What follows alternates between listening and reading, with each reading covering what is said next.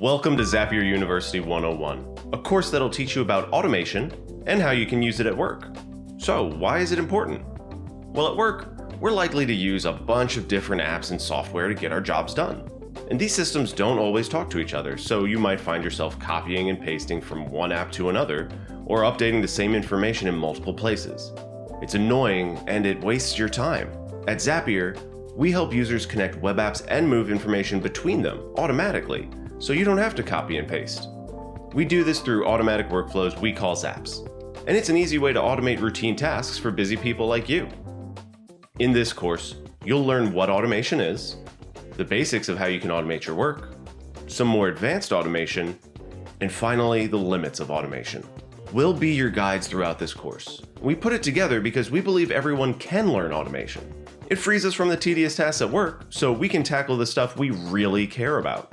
By the end of this course, you'll understand how, why, and when to automate a task. And we want you to feel confident enough to create your own Zaps. Ready to get started? Let's jump right in.